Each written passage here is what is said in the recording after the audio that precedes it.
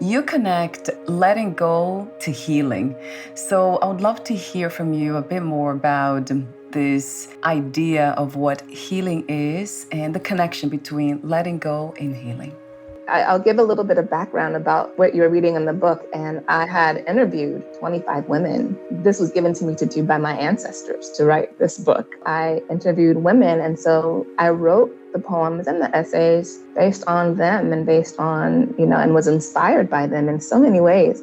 So when I say living is letting go, that was a theme in the women who I interviewed. And healing and letting go is not necessarily just dropping something where it is. I think I spoke with someone in the past who was like, wouldn't it be easy if we could just let loose the handle to all of our baggage in life? We can't, because it's tied to us, right?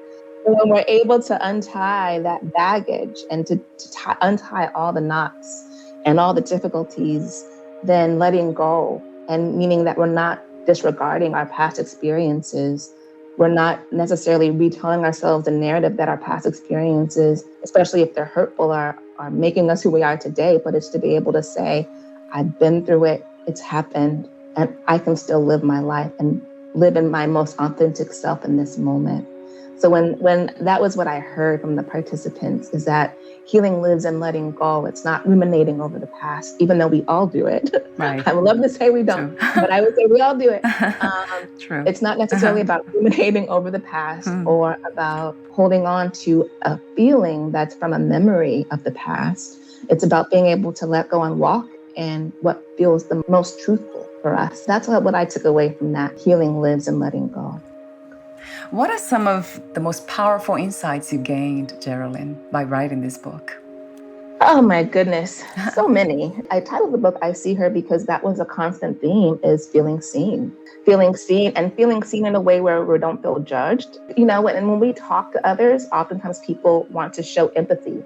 And in showing that empathy, they might want to show that they understand by giving us their own examples or talking over us or, responding versus understanding. And sometimes we just really need to be listened to and to be heard and to feel seen. And that was a big theme. And to be seen in such a way that we can be our most authentic selves. Another takeaway, I mentioned this already, that healing happens in community. Healing happens in community. That is so important. It also happens through creating. It happens in nature, and that it's dynamic. It's an ever-evolving process.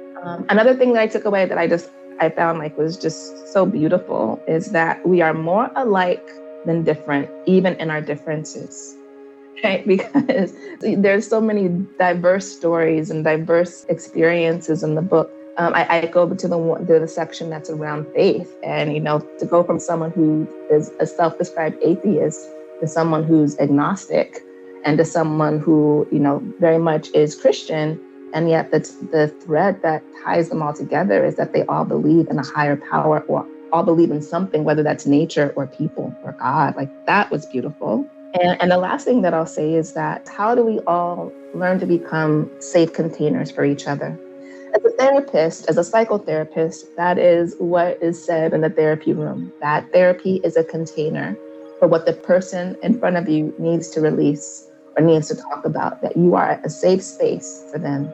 I always think about, well, of course, we're not going to be doing being a container doesn't mean that we're going to be working through challenging cases all the time. But what does it mean for us to be containers for each other? What does it mean for us to hold space for each other, that we are able to help other people to feel seen and heard and loved and cared about?